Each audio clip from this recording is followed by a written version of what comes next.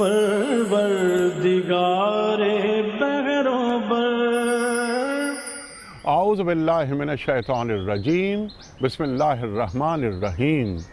ان اللہ وملائکتہ یصلون علی النبی یا ایہا الذین آمنوا صلوا علیہ وسلموا تسلیما۔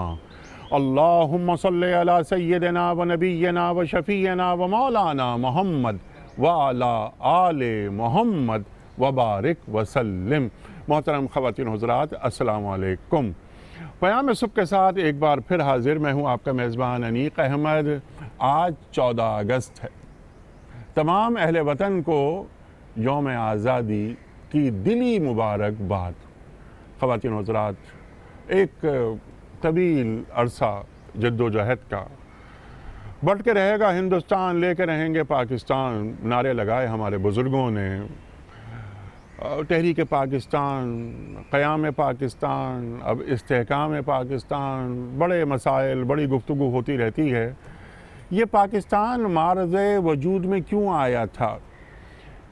ایک عام ریاست اور پاکستان میں کیا فرق ہے؟ یہ سمپل سوال ہم یہ رکھیں گے اپنے معزز علماء کی خدمت میں کہ ریاست دین کو کیوں مطلوب ہے؟ ہم نے پاکستان کیوں حاصل کیا تھا؟ قائد اعظم کیسا پاکستان دیکھنا چاہتے تھے؟ اقبال فرماتے ہیں کہ ارشاد نبوت میں وطن اور ہی کچھ ہے، گفتار سیاست میں وطن اور ہی کچھ ہے۔ اقبال یہ بھی فرماتے ہیں کہ ان تازہ خداؤں میں بڑا سب سے وطن ہے، جو پیرہن اس کا ہے وہ مذہب کا کفن ہے۔ اقبال تو کہاں تک چلے گئے؟ اقبال فرماتے ہیں کہ تو احکام حق سے نہ کر بے وفائی، اگر ملک ہاتھوں سے جاتا جائے۔ اللہ اکبر۔ مدینے کے بعد پہلی اسلامی ریاست پاکستان، لاکھوں جانوں کی قربانی دی گئی اور یہ وطن عزیز حاصل کیا گیا۔ پاکستان کا مطلب کیا؟ لا الہ الا اللہ۔ پاکستان کا مقصد کیا؟ محمد الرسول اللہ۔ ہونا تو یہ چاہیے تھا۔ ہمارے بڑوں کے ذہنوں میں کیا خواب تھے؟ آج تعبیر کیا ہے؟ آج قائد اعظم بقید حیات ہوتے، اس پاکستان کو دیکھتے تو ان کے جذبات کیا ہوتے؟ یہ بھی ہم سوال رکھیں گے۔ لیکن اس سے پہلے کہ میں پہلا سوال رکھوں آج کے پروگرام کے حوالے سے، ہمیں مایوس نہیں ہونا ہے۔ ویسٹ یہ کہتا ہے، کچھ بڑے اکابر یہ کہتے ہیں کہ پاکستان از اے فیلڈ اسٹیٹ، لا حول ولا قوت الا باللہ۔ Pakistan failed state? پاکستان ناکام ریاست نہیں ہے، پاکستان کامیاب ریاست ہے۔ ہاں، چند غلطیاں ہوتی ہیں اور ہو رہی ہیں، ان غلطیوں سے دور رہنا ہے۔ اس کے لیے کیا لاہ عمل ہوگا؟ پاکستان الحمدللہ ایک نیوکلیر پاور ہے۔ پاکستان کے پاس 7.5 لاکھ مسلح افواج ہیں، دنیا کی مانی ہوئی۔ ہمارے پاس ہیومن ریسورسز ہیں، ہمارے پاس چاروں موسم ہیں۔ پاکستان سورہ رحمان کی تفسیر ہے۔ خواتین حضرات، 3 جید علماء تشریف فرما ہیں، سیکھیں گے ان سے۔ محترم مفتی منیب الرحمان صاحب، کون واقف نہیں مفتی منیب الرحمان صاحب سے؟ ہمارے ملک کا محبوب اور مقبول نام تشریف فرما ہیں محترم مولانا ڈاکٹر محمد اسد تھانوی صاحب۔ ایک اور جانا مانا نام ہمارے ملک کا، کسی تعارف کی کوئی ضرورت نہیں۔ تیسرے مہمان ہمارے محترم مولانا شجاع الدین شیخ صاحب۔ شیخ صاحب پیام صبح میں آتے ہیں، آپ اور ہم جانتے ہیں، تفسیر قرآن بیان فرماتے ہیں۔ پیام صبح کا لازمی جز ہمیشہ ہم شیخ صاحب سے سیکھتے ہیں۔ ایک اور حوالہ، بڑا معتبر حوالہ، شاگرد خاص محترم ڈاکٹر اسرار احمد صاحب علیہ الرحمہ۔ پروگرام کا آغاز کرتے ہیں محترم مفتی منیب الرحمان صاحب سے۔ مفتی صاحب، سب سے پہلے یوم آزادی کی دلی مبارکباد۔ الحمدللہ، کیوں لیا تھا یہ پاکستان ہم نے؟ کیوں لگائے تھے نعرے اور کیوں قربانیاں دی تھیں ہمارے بڑوں نے؟ بسم اللہ الرحمن الرحیم، نحمدہ ونصلی ونسلم علی رسولہ الکریم۔ سیدنا و مولانا محمد اللہم صلی اللہ وعلی آلہ وصحبہ اجمعین۔ انیق احمد صاحب، میں بھی آپ کی آواز میں اپنی آواز ملاتے ہوئے پوری قوم کو، ملت اسلامیہ پاکستان کو، اہل پاکستان کو یوم پاکستان کی دلی مبارکباد پیش کرتا ہوں۔ آج 74واں یوم پاکستان ہے جی اور 73ویں سالگرہ ہے پاکستان کی۔ پاکستان جس اساس پر قائم ہوا وہ آپ نے اقبال کی زبان میں اس کی طرف اشارات کیے۔ یہ بھی انہوں نے کہا ہے کہ بتان رنگ و خوں کو توڑ کر ملت میں گم ہو جا، نہ ایرانی رہے باقی، نہ تورانی نہ افغانی۔ ٹھیک، تو وہ ملت کی سطح پہ کہہ رہے ہیں، جی ہم ملت کی سطح پہ کہہ رہے ہیں۔ یہاں اگر فوکس کر لیں پاکستان کو، لیکن اگر ہم اس سب کانٹیننٹ یا بر صغیر کی بات کریں تو ظاہر ہے کہ ایک خطے کے لوگ تھے، ایک زبان تھی، ایک ہی طرح کی رنگت تھی، تو پھر ہم نے ضرورت کیوں محسوس کی کہ ہمارا ایک الگ وطن ہونا چاہیے؟ تو ضرورت اس لیے تھی کہ ہمارے اور ان کے نظریہ حیات میں، ہمارے اور ان کے عقائد میں بنیادی فرق تھا اور دونوں کی ڈائریکشن ایک نہ تھی اور نہ ہو سکتی تھی۔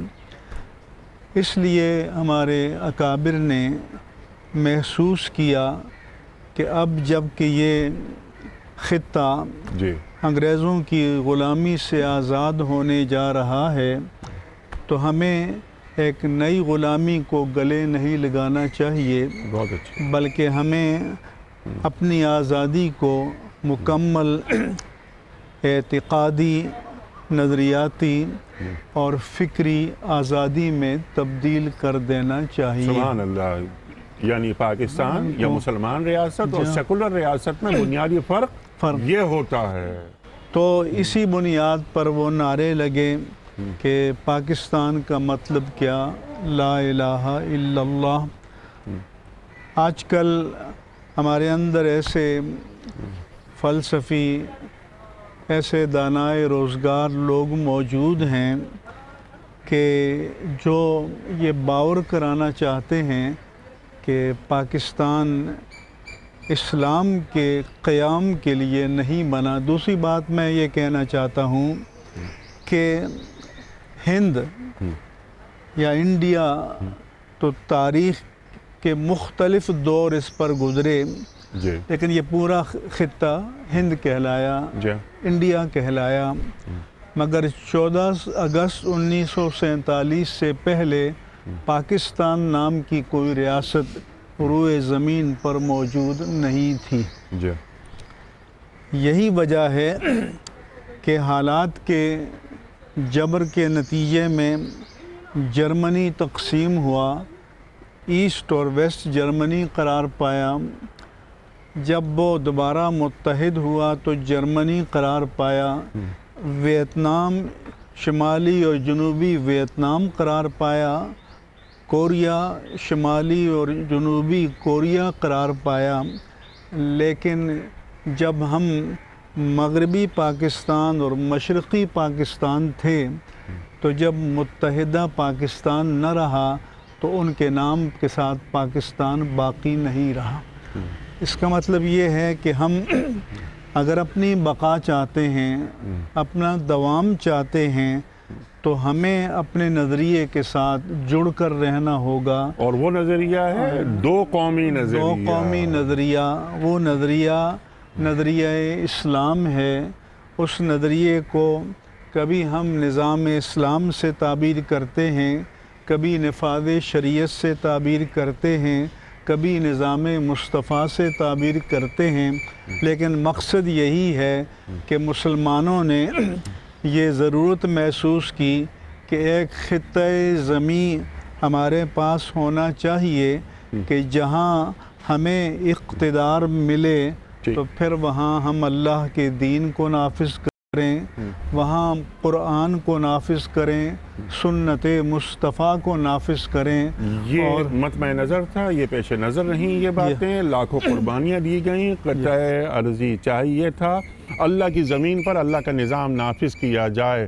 من لم یحکم بما انزل اللہ فاولئک هم الظالمون فاولئک هم الکافرون فاولئک هم الفاسقون۔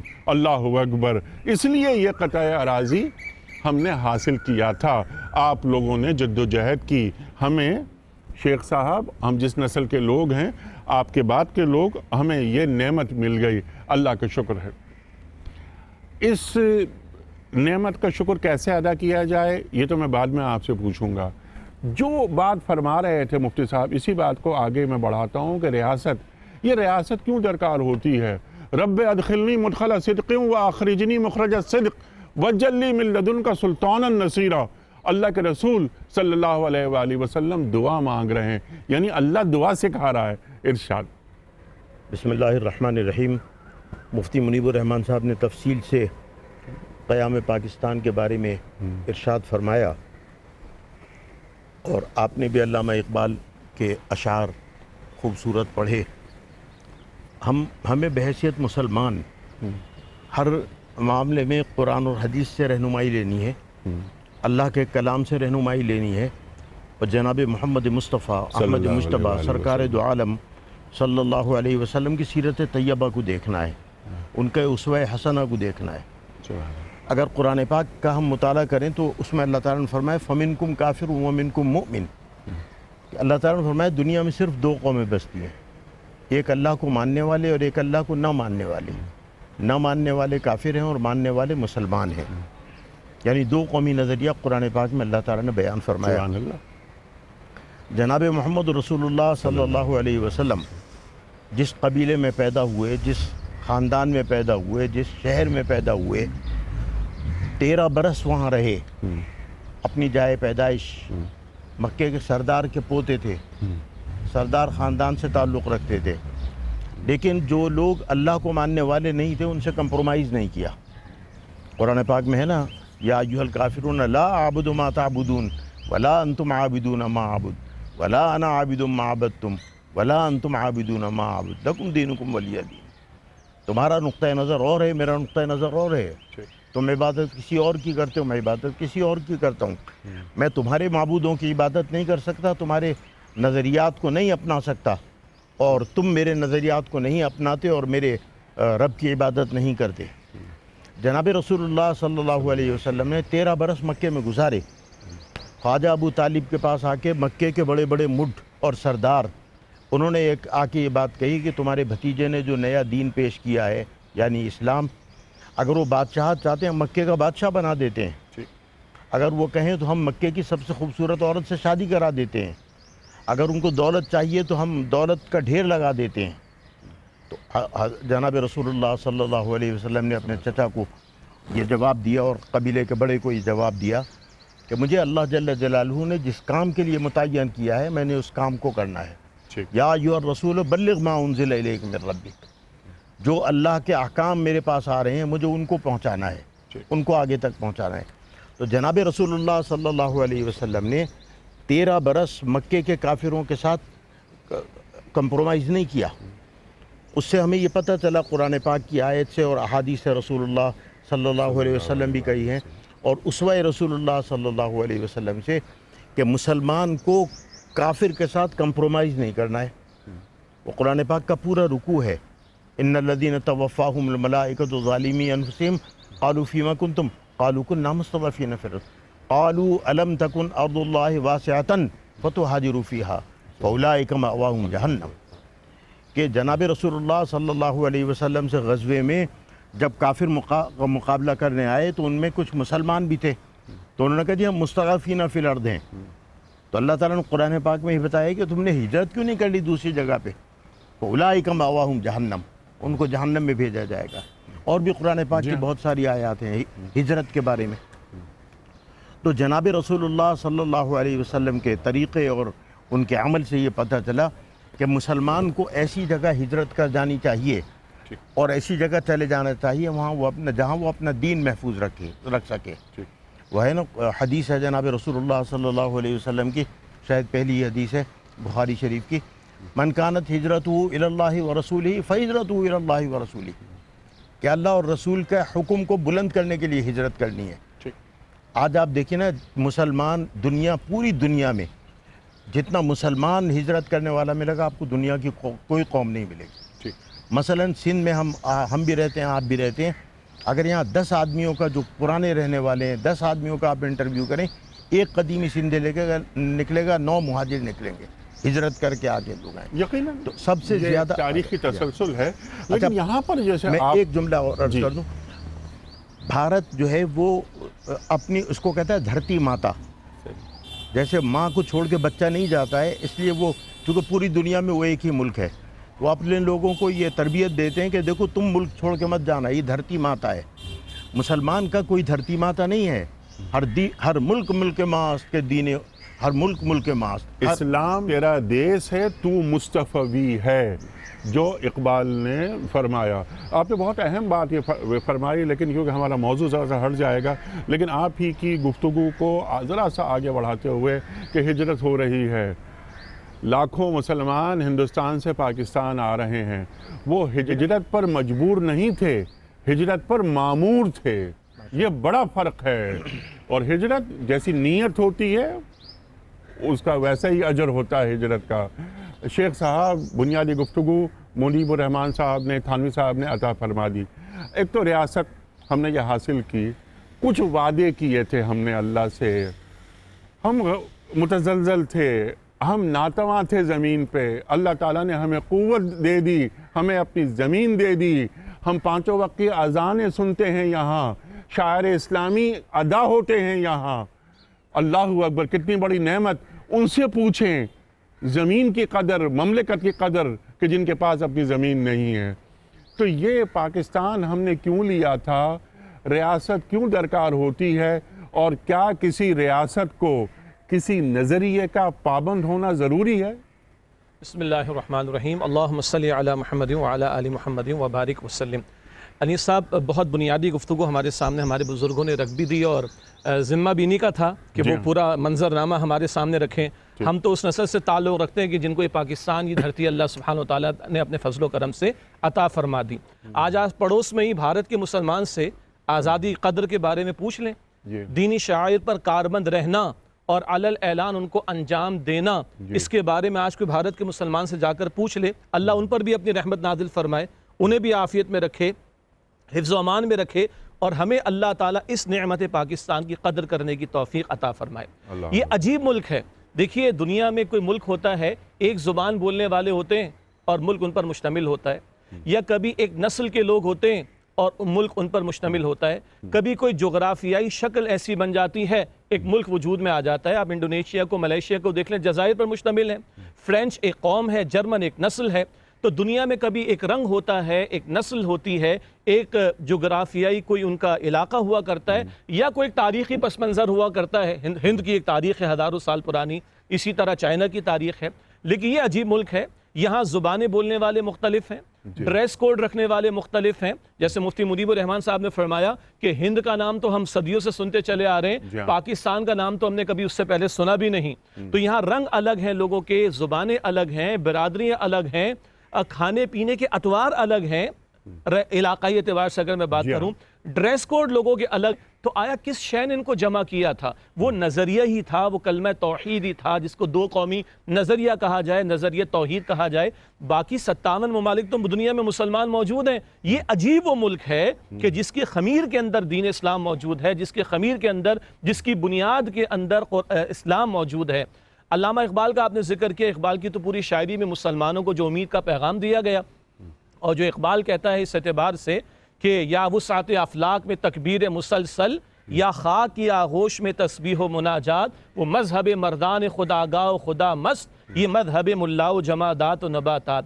صرف سبحان اللہ کہہ لیا، اللہ اکبر کہہ لیا، یہ بڑے عظیم کلمات ہیں، مگر یہ تو فرشتے بھی اللہ کی تسبیح کر رہے تھے۔ وہ تکبیر مسلسل کا کوئی معاملہ تھا، وَرَبَّكَ فَكَبِّرْ کی کوئی شان تھی، وَكَبِّرْهُ تکبیرہ کی کوئی شان تھی، وَاجْعَل لِّي مِن لَّدُنكَ سُلْطَانًا نَصِيرًا کا کوئی تقاضا تھا کہ خطے کی ہمیں ضرورت تھی۔ مفتی منیب الرحمان صاحب نے بھی اشارہ کیا، آپ نے بھی انٹرو میں بات بیان فرمائی، ہمارا دین کامل ہے۔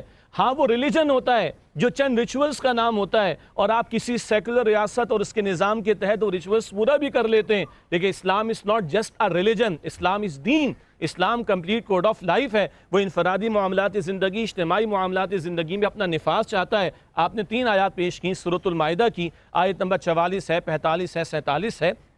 مَن لَّمْ يَحْكُم بِمَا أَنزَلَ اللَّهُ فَأُولَٰئِكَ هُمُ الْكَافِرُونَ فَأُولَٰئِكَ هُمُ الظَّالِمُونَ فَأُولَٰئِكَ هُمُ الْفَاسِقُونَ، جو اللہ کے نازل کردہ کلام کے مطابق فیصلے نہیں کرتے، عملاً ان کے نفاذ کی کوشش نہیں کرتے، عملاً وہی کافر ہے، وہی ظالم ہے، وہی فاسق ہے۔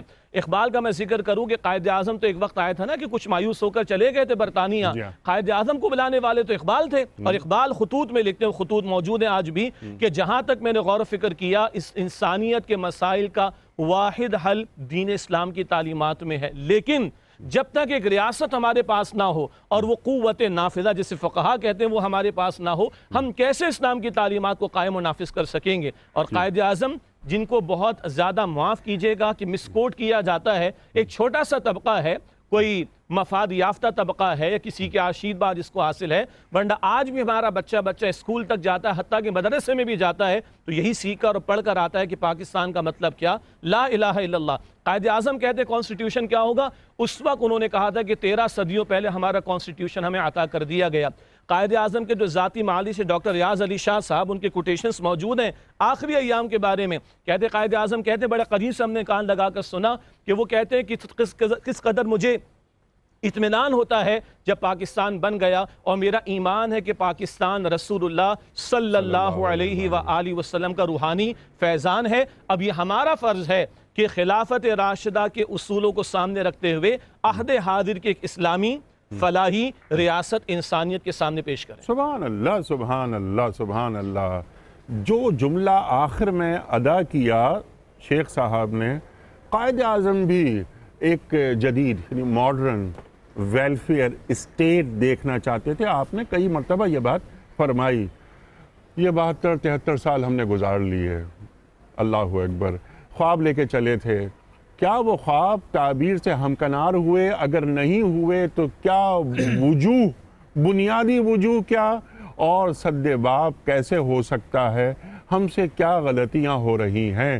اتنی بڑی نعمت ہمیں اللہ تعالیٰ نے دے دی، یعنی اگر نعمت ظرف سے بڑھ کے مل جائے تو وہ نعمت زحمت میں تبدیل نہیں ہو جاتی؟ مفتی صاحب،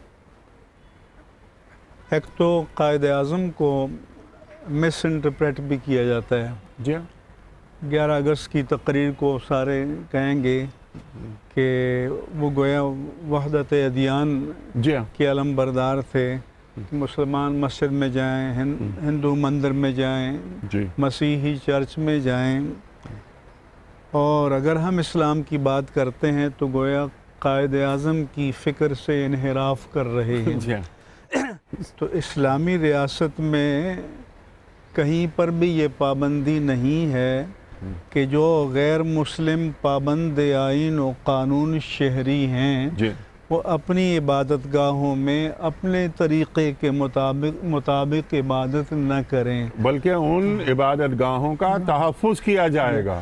ہاں، لیکن مسلمان کی ذمہ داری یہ ہے کہ وہ عبادت کرنے والے کے لیے تو مسجد میں جائیں، لیکن اس پورے ملک کو مسجد بنا دیں، اللہ کی بندگی کا مرکز بنا دیں، سبحان اللہ، جہاں پر کہ اللہ کی زمین پر اللہ کی قرآن کی کتاب الہی کی اللہ کے رسول کی لائی ہوئی تعلیمات کی حکمرانی باقاعدہ قائم ہو جائے۔ ٹھیک، ہم نے یقیناً وعدے کیے، پیمان وفا باندھے، لیکن ابھی تک جیسا کہ اس وعدے کا ایفا ہونا چاہیے، جیسا کہ اس وعدے کی تکمیل ہونی چاہیے، ابھی وہ تشنہ تکمیل ہے، اور اگرچہ ہم نے جو اپنا دستور بنایا جو بحیثیت مجموعی ایک قوم کا میثاق ہوتا ہے، ایک قوم کا اجتماعی عہد ہوتا ہے، اور اس میں ہم نے قرار دیا آرٹیکل 2 میں کہ اسلام پاکستان کا سرکاری مذہب ہوگا۔ اس میں پھر آرٹیکل 2A میں قرار دیا کہ قرارداد مقاصد جو ہے اب وہ دستور کا سبسٹینشل حصہ ہیں، مؤثر حصہ ہیں۔ پھر اس میں ریاست کی ذمہ داری قرار دی کہ وہ ریاست کا فرض ہے کہ مسلمانوں کو قرآن و سنت کے مطابق زندگی گزارنے کے لیے فیسیلیٹیٹ کرے، سہولتیں فراہم کرے۔ پھر فیڈرل شریعت کوڈ سے متعلق جو آرٹیکلز ہیں اس میں کہا گیا کہ جو بھی پریویلنگ لاز ہیں یا جو موجودہ قوانین ہیں ان کو اسلام کے مطابق بدل دیا جائے گا، اور کوئی نیا قانون قرآن و سنت کے خلاف نہیں بنایا جائے گا۔ اور اس میں کہا گیا کہ اس بات کی حد تک یہ جو آرٹیکل ہے یہ پورے دستور پر حاکم اور حاوی رہے گا۔ پھر اسلامی زیارتی کونسل بنائی گئی کہ جو ریاست کو مشورہ دے کسی قانون کے اسلامی یا غیر اسلامی ہونے کے بارے میں، اور پھر ریاست کو پابند کیا گیا کہ اسلامی نظریاتی کونسل کی سفارشات کو پارلیمنٹ پر ٹیبل کیا جائے، وہ اس پر بحث کریں اور پھر اس کو باقاعدہ قانونی ضابطوں کی شکل میں نافذ کریں۔ آج الماریاں بھری ہوئی ہیں اسلامی نظریاتی کونسل کی سفارشات کی، لیکن ہمارے پارلیمنٹ کے پاس فرصت ہی نہیں ہے کہ دستور نے ان پر جو پابندی عائد کی ہے اور بائنڈنگ ان پر کی ہے کہ وہ ان سفارشات پر بحث کریں، اس کے مطابق قانون سازی کریں۔ آپ نے فرمایا کہ فرصت نہیں ہے ان کے پاس۔ میرا سوال آپ ہی کی خدمت میں یہ ہے کہ کیا ان کی ترجیحات میں دین ہے؟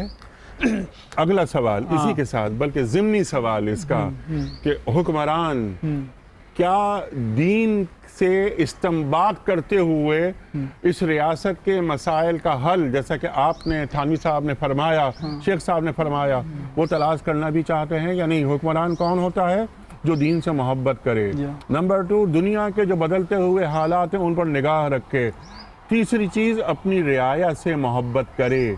تو کیا یعنی قائد اعظم، علامہ اقبال، ہمارے اکابر ایسی ریاست دیکھنا چاہتے تھے؟ بحیثیت مجموعی تو وہ کہیں گے ہم دستور کا حلف اٹھاتے ہیں، جی ہاں، لیکن پھر اس حلف کی پاسداری نہیں کرتے۔ تو جب حلف کی پاسداری نہیں کرتے تو اس کا مطلب یہ ہے کہ وہ دستوری پیمان کی خلاف ورزی کر رہے ہیں جس پر ان کو پورا اترنا چاہیے۔ دوسرا یہ ہے کہ ہر ایک یہ اپنے آپ کو اتھارٹی سمجھتا ہے کہ جو ہمارے جی میں آئے وہی قرآن کا مطلب ہے، جو ہمارے ذہن میں آئے وہی سنت کا مطلب ہے۔ ایسا نہیں ہے۔ کیا چیز منشأ قرآن ہے، کیا چیز منشأ سنت ہے، یہ وہ طے کریں گے کہ جو اس پر اتھارٹی ہوں، اس پر حجت ہوں، اس پر سند رکھتے ہوں۔ تو اس پیمانے پر ہمارے پارلیمنٹ میں کتنے لوگ ہیں؟ صحیح۔ یہی وجہ ہے کہ اٹھا کے تقریر کر دی یہ کسی مذہب کو کسی مذہب پر کوئی برتری حاصل نہیں ہے، سب مذہب برابر ہیں۔ ارے بھائی، جب تک آپ اپنے مذہب کو دوسرے مذاہب کے مقابلے میں حق پر نہ سمجھیں اور واحد معیار حق نہ سمجھیں تو ایمان اور اعتقاد تو ہوتا ہی نہیں ہے۔ ایمان اور اعتقاد تو نام ہی اس کا اسلام پر کہ آپ کا اس بات پر ایمان ہو کہ اسلام اور شریعت اسلامیہ یہ واحد مبنی برحق نظام زندگی ہے جو اللہ تبارک و تعالیٰ نے ہمیں عطا فرمایا، اور اپنے دائرہ اختیار و اقتدار میں ہم اس کو نافذ کرنے کے پابند ہیں، ادرو دستوری میثاق کے اور تحریک پاکستان میں جو پیمان وفا باندھا گیا اللہ تعالیٰ سے اور اللہ کے بندوں سے، تو اس عہد کا ایفا لفظاً و معناً جیسا کہ ہونا چاہیے ابھی تک وہ تشنہ تکمیل ہے۔ اللہ اکبر، اللہ اکبر، ابھی تک وہ تشنہ تکمیل ہے۔ میں نے سوال ایک یہ بھی رکھا تھا کہ قائد اعظم ہوں، ہمارے تمام اکابر ہوں، وہ پاکستان کو ایک ماڈرن ویلفیئر اسٹیٹ بنانا چاہتے تھے۔ اس تمام تر بنیاد کے بعد، بنیاد میں لا الہ الا اللہ محمد رسول اللہ موجود ہے، لیکن ہم ایک جدید قوم کی شکل میں سامنے آئیں۔ پاکستان منزل نہیں ہے، پاکستان نشان منزل ہے، بہت آگے جانا ہے۔ اور آپ نے کیا اچھی بات فرمائی دھرتی ماتا کے حوالے سے، زمین ہماری ماں نہیں ہوتی، کلمے سے محبت، جو اقبال کا مصرع میں نے پڑھا تھا کہ اسلام تیرا دیس ہے تو مصطفی ہے۔ سمپل سوال آپ کی خدمت میں تھانوی صاحب، ہم سے کیا غلطیاں ہوئیں؟ ہم کیوں نہیں اس مقام تک پہنچے کہ جس کے لیے مفتی منیب الرحمان صاحب کو یہ کہنا پڑا کہ ابھی تک ہمارے بہت سارے کام، ہمارے خواب، ہمارے منصوبے تشنہ تکمیل ہیں؟ ارشاد۔ بسم اللہ الرحمن الرحیم۔ مفتی صاحب نے جو ایک حوالہ دیا، میرا خیال ہے کسی پارلیمنٹیرین کی تقریر کا، جی کہ تمام مذاہب برابر ہیں، جی ہاں، یہ قرآنی حکم اور قرآنی آیت کے خلاف ہے۔ قرآن میں نا لیظہرہ علی الدین کلہ، نمبر 1۔ نمبر 2 بات یہ ہے کہ دنیا اس بات کو جانتی ہے کہ جب کسی بھی ملک میں یا کسی بھی معاشرے میں جو کانسٹیٹیوشن اس وقت ہے اس پر عمل کیا جائے گا، ٹھیک ہے، ایبروگیٹڈ کانسٹیٹیوشن پہ عمل نہیں کیا جائے گا۔ صحیح بات ہے۔ تو پاکستان میں اگر کوئی آدمی 1962 یا 56 کے آئین پر عمل کرنے کا وہ کرے تو لوگ جیل میں ڈال دیا جائے گا۔ وہ اب 73 کے آئین پہ عمل کرنا ہے۔ تو اللہ تعالیٰ نے بھی دنیا میں لوگوں کے زندگیاں گزارنے کے لیے جو آئین نافذ کیے، ان میں یہ آخری آئین ہے، یہ نافذ العمل ہے۔ اس سے پہلے کے آئین ایبروگیٹ ہو چکے ہیں، اصلی شکل میں موجود نہیں ہے۔ تو یہ ان صاحب کی جہالت کی علامت ہے جنہوں نے یہ بات کہی۔ چاہیے اب کرنا کیا ہے؟ اب دوسری بات کا آپ کے جواب یہ ہے کہ ہمارے جو پاکستان بنانے والے لوگ تھے، قائد اعظم محمد علی جناح نے جو حلال روزی کمائی تھی، وہ اپنی پراپرٹی سندھ مدرسۃ الاسلام اور علی گڑھ یونیورسٹی اور پشاور یونیورسٹی کو دے دی، اسلامیہ کالج کو۔ جی ہاں، جو ان کے دوسرے صاحب تھے، جو وزیر اعظم پاکستان تھے، کرنال کے نواب تھے، وہ مرے تو بینک میں پیسے نہیں تھے اور بچوں کے لیے مکان نہیں تھا۔ ٹھیک ہے جی۔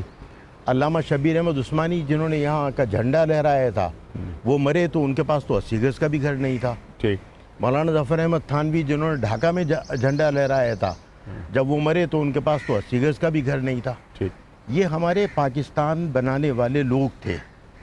اب جو ہمارے پاس لوٹ آئی پاکستان چلانے والوں کی، ان کو سرے محل چاہیے، ان کو برطانیہ میں 12 ایکڑ پہ محل چاہیے، ان کو برطانیہ میں سب سے مہنگے فلیٹ چاہیے۔ میں برطانیہ گیا لندن میں، تو وہاں ہیرڈز کے سامنے ایک بلڈنگ بنی ہوئی ہے، تو مجھے میرے میزبان نے بتایا کہ یہ لندن کی سب سے مہنگی بلڈنگ ہے، اور اس کے اندر 11 یا کتنے فلیٹ بنے ہوئے ہیں، ان میں سے ایک جو ہے وہ ابو ظہبی کے امیر کا بھی ہے، اور ایک ہمارے پرائم منسٹر نواز شریف صاحب کے بیٹے کا بھی ہے۔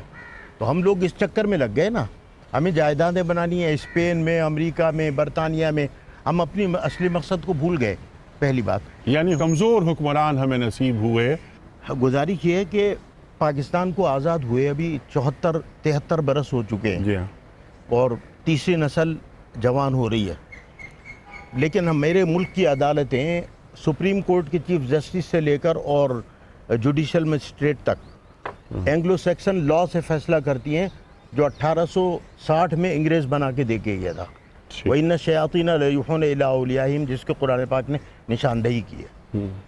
اور یہ جو وَمَن لَمْ يَحْكُمْ بھی کی آیتیں ہیں تینوں جو آپ نے پڑھی سورہ مائدہ کی، میرا اپنا گمان یہ ہے کہ شاید پارلیمنٹیرینز ان کی نظر اس پہ گئی نہیں، اور جوڈیشری کی اس کے اوپر نظر گئی نہیں، اور بیچاروں کی جائے گی کیسے؟ قل ہو اللہ تو پڑھ نہیں سکتے، میرا مرکزی وزیر قل ہو اللہ نہیں پڑھ سکا، میرا ایک وہ آدمی جو مرکزی وزیر رہا ہے اور عمر میں تقریباً میرے برابر ہوگا، وہ جلسے میں قل اللہ نہیں پڑھ سکا۔ مشرف کے دور کا لیفٹیننٹ جنرل وزیر تعلیم نے ٹی وی پہ کہا کہ قرآن پاک میں 40 سپارے ہیں۔ وہ بیچارے نے کھولا ہوتا تو پتہ ہوتا نا۔ مجھ سے اگر آپ پوچھیں کہ انجیل 62 ہیں 74 ہیں، میں نے کھولی نہیں تو مجھے کیا پتہ، وہ کھولے گا تو پتہ چلے گا نا۔ بات یہ ہے کہ انہوں نے اس قرآن کو اور اس حدیث کو پڑھا ہی نہیں۔ وَأَنزَلَ اللَّهُ عَلَيْهَا الْكِتَابَ عَلَيْكَ الْكِتَابَ وَالْحِكْمَةَ، ٹھیک، قرآن کہتا ہے، اللہ تعالیٰ کہتا ہے میں نے تجھ پہ 2 چیزیں نازل کی ہیں، ایک قرآن کتاب اور ایک حکمت۔ حکمت کیا ہے؟ احادیث رسول اللہ صلی اللہ علیہ وسلم، یہ حدیث پڑھانے والے بیٹھے ہوئے ہیں۔ گزارش، اور قرآن پاک کی ایک اور آیت مجھے اچھا وہ یاد آ گئی، فرمایا ثم جعلناک علی شریعۃ من الامر فاتبعها، کہ اللہ تعالیٰ فرماتے ہیں کہ جو شریعت میں نے عطا فرمائی ہے یعنی قرآن و سنت، ثم جعلناک علی شریعۃ من الامر کا صیغہ ہے، فاتبعها، اس کا اتباع کرو۔ جناب رسول اللہ صلی اللہ علیہ وسلم کو اور ان کے ذریعے سے ہمیں حکم ہے کہ اگر ہم واقعی ہم نے کلمہ طیبہ لا الہ الا اللہ کے ساتھ محمد رسول اللہ واقعی پڑھا ہے، اور اگر ہم ان کی جوتیوں کو لگے ہوئے ذروں کو اپنے سے بہتر سمجھتے ہیں، اس قرآن کی آیت پہ عمل کریں۔ کتنے لوگ پاکستان میں کتنے لوگ عمل کرتے ہیں؟ سبحان اللہ۔ اب اسی بات کو نا یہاں پر 2-3 چیزیں سامنے اب تک آئیں۔ ایک تو یہ کہ طویل جدوجہد، یہ مملکت ایک عام مملکت نہیں ہے شیخ صاحب، ایک خاص مملکت ہے۔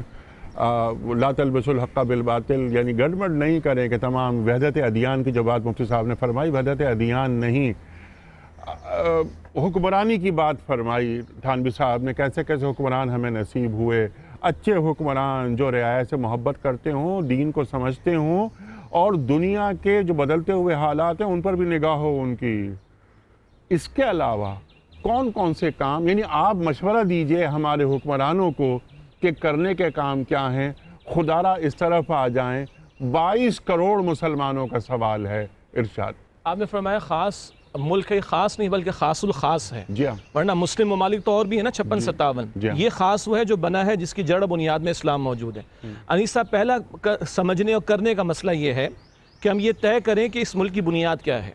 اگر بنیاد اسلام ہے اور ہے یقیناً قیام کی، جی، تو اس کی استحکام کی بھی واحد بنیاد وہ دین اسلام ہے۔ ٹھیک، جس بنیاد پر بنا ہے وہ بنیاد ہمیں جوڑ سکتی ہے، وہی جوڑے گی۔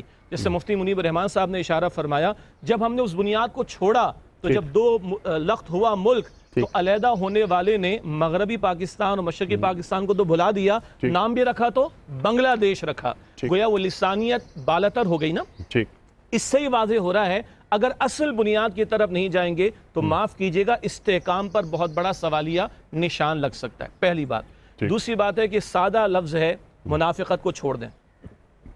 اللہ کا نام لیا جاتا ہے، حلف اٹھایا جاتا ہے، اللہ کا نام لیا جاتا ہے، اور اس کے آگے جو کچھ ہوتا ہے، پارلیمنٹ میں بیٹھ کے جس طرح کی زبان استعمال ہوتی، کبھی دینی شاعر کے بارے میں جس طرح کی باتیں ہوتی، اور جن کے ہاتھوں میں قوت نافذہ ہے وہ سود کے دھندوں کو جاری رکھنے کی اجازت دیتے ہوں، وہ فحاشی اور یعنی پھیلانے کی جو ہے وہ اجازت دیا کرتے ہوں، تو یہ تو اللہ تعالیٰ کے غضب کو دعوت دینے والی بات ہے۔ اور آپ اجازت دیں، ہمارے اس طرح کے تمام پروگرامز میں لا محالہ سورہ حج کی آیت نمبر 41 کا حوالہ آتا ہے، اس کو سامنے تو رکھ لیں۔ الذین ان مکناہم فی الارض اقاموا الصلاۃ، جنہیں ہم زمین میں اختیار دیں گے وہ نماز کا نظام قائم کریں گے، وآتوا الزکاۃ، زکوٰۃ کا نظام قائم کریں گے، وامروا بالمعروف، وہ بھلائی کا حکم دیں گے، ونہوا عن المنکر، اور بدی سے روکیں گے۔ منافقت کو چھوڑ دیں اور یہ سوچیں، میں بھی سوچوں بخدا، میں پہلے اپنے لیے کہہ رہا ہوں، ہم سب سوچیں کل اللہ رب العالمین کے سامنے کھڑا ہونا ہے اور محمد مصطفیٰ علیہ السلام سے سامنا صلی ہونا ہے۔ اللہ علیہ وآلہ وسلم۔ کیا اگر آج میں حکمراں ہوں، میں جس پوزیشن پر ہوں، میں اس پوزیشن کے اعتبار سے میں اپنے رب کے سامنے جواب دے سکوں گا؟ کیا میں محمد مصطفیٰ صلی اللہ علیہ وسلم کا سامنا کر سکوں گا؟ اگر ہاں تو خدا کی قسم یہ معاملہ یوں چٹکی میں حل ہو جائے گا، اور اگر نہ تو اس کا مطلب ہے کہ یہ منافقت ہے، اور اس منافقت کو چھوڑ دیا جائے۔ میں منافقت کیوں استعمال کر رہا ہوں؟ رسول اللہ علیہ السلام نے علامات بیان فرما دی، بات کرے تو جھوٹ بولے، وعدہ کرے تو خلاف ورزی کرے، امانت رکھوائی جائے تو خیانت کرے، جھگڑا ہو جائے تو گالیوں پر اتر آئے۔ کیا آج بقول ہمارے استاد ڈاکٹر اسرار صاحب کے رحمۃ اللہ علیہ یہ قومی مزاج نہیں؟ اور جو جتنا بڑا اونچی سیٹ پر ہے اتنا یہ 4 صفات وہاں پر ہمیں دکھائی دیتی ہیں۔ اس لیے میں نے گزارش کی منافقت کو چھوڑ دیں۔ ذرا دھیمے انداز میں بات کروں، نظام تعلیم میں نظریہ توحید کو نظریہ اسلام کو اور دینی تعلیم کو لازماً امپلیمنٹ کیا جائے، لکھا نہ جائے۔ یہ اسلامیات کی اتنی پتلی سی کتاب اور 10 سال گزر جاتے ہیں، نہ وضو کے فرائض کا پتہ ہے، باقی دین کو تو چھوڑ دیجئے، معاف کیجئے گا۔ واقعتاً اس کی امپلیمنٹیشن میڈیا کو مسلمان کر لیں، بہت بڑا ایک ذریعہ ہے ذہن سازی کا اور نظریات کی پروموشن کا، اس کو مسلمان کر لیں۔ اللہ تعالیٰ اور اس کے رسول سے جنگ ختم کر دیں۔ فَأَذَنُوا بِحَرْبٍ مِّنَ اللَّهِ وَرَسُولِهِ، قرآن کہتا ہے سود کے معاملات کو نہیں چھوڑتے تو اللہ تعالیٰ اور اس کے رسول صلی اللہ علیہ وسلم سے جنگ کے لیے تیار ہو جاؤ۔ یہ میں نے چند بنیادی ریکمنڈیشنز دی ہیں، اور ایک بات جو آپ نے انٹرو میں کہی تھی، ہم مایوس نہیں ہوں گے، ہمیں مایوس نہیں ہونا چاہیے۔ رب کائنات نے اس ملک کی حفاظت فرمائی۔ معاف کیجئے گا جو تھانوی صاحب نے لفظ استعمال کیا، میں 100% آپ کی بات سے اتفاق کرتا ہوں۔ اس کو لوٹنے میں لوگوں نے کسر نہیں چھوڑی، حرام خوریوں میں لوگوں نے کسر نہیں چھوڑی، مگر میرے رب کی شان دیکھیے، وہ بچا رہا ہے اس ملک کو، وہ محفوظ رکھ رہا ہے اس ملک کو۔ اس نے چھپڑ پھاڑ کر ہمیں ایٹمی صلاحیت عطا کر دی، ورنہ بھارت نے ہمارا کیا سے کیا کچھ نہ کر دیا ہوتا۔ تو اللہ تعالیٰ کی اپنی شان ہے، اس کی اپنی تدبیر کار فرما ہے، لیکن وہ بھی تو کہتا ہے ہم تو مائل بکرم کو سائل ہی نہیں، ہم رجوع کرنے والے ہو جائیں، اس اصل پر آ جائیں جس اصل پر ہم نے یہ ملک حاصل کیا تھا۔ اللہ تعالیٰ کی شان کریمی ہے، اس کی رحمتیں آج بھی ہم پر نازل ہوں گی انشاءاللہ تعالیٰ۔ سبحان اللہ سبحان اللہ، بہت سارے کام کرنے کے ہیں۔ فَإِن لَمْ تَفْعَلُوا فَآذَنُوا بِحَرْبٍ مِّنَ اللَّهِ وَرَسُولِهِ۔ سود کا نظام چل رہا ہے اس مملکت میں، بلکہ آئین میں موجود ہے کہ ہم رفتہ رفتہ اس سود کے نظام کو دور کر دیں گے۔ 73 سے موجود ہے۔ اب تک کیا ہوا؟ مفتی صاحب کنکلوڈ فرما دیجئے آج کے پروگرام کو، پیغام دے دیجئے۔ اور جیسے انٹرو میں نے ایک بات عرض کرنے کی کوشش کی تھی، ہم مایوس قطعی نہیں ہیں، ہم مایوس قطعی نہیں ہیں۔ یہ قوم یہ جھرجھری لے کر کسی بھی وقت یہ مملکت عوام اٹھ سکتے ہیں اور ایک بڑا انقلاب برپا کر سکتے ہیں۔ 3 کرنے کے کام کیا ہیں؟ پہلی بات تو یہ ہے کہ قوم کو جب فیصلہ کرنے کا موقع ملتا ہے تو اس کو درست فیصلہ کرنا چاہیے۔ اچھا۔ پھر نمبر 2 یہ کہ جن کو قوم امانت اقتدار تفویض کرتی ہے جی تو پھر قوم کو اس کی نگرانی بھی کرنی چاہیے، ان سے جواب طلبی بھی کرنی چاہیے۔ یہ نہیں ہونا چاہیے کہ 5 سال بعد پوچھیں گے، اس کا مطلب ہے کہ یہ 5 سال ایک کو فری ہینڈ دے دیا، اگلے 5 سال کسی اور کو دے دیا، اگلے 5 سال کسی اور کو دے دیا، تو کیا 73 سال پورے ہونے کے بعد بھی ہم تجربات ہی کرتے رہیں گے؟ تو اب ہمیں میچیورٹی کی طرف اور ذہنی بلوغت کی طرف آنا چاہیے، قوم کو بیدار ہونا چاہیے، اور جب مالک بیدار ہو تو پھر ڈاکو ڈاکہ نہیں ڈال سکتا، چور چوری نہیں کر سکتا، اور اگر مالک غافل رہ جائے تو پھر امانتیں لٹ جاتی ہیں۔ 100% درست آپ نے بجا فرمایا۔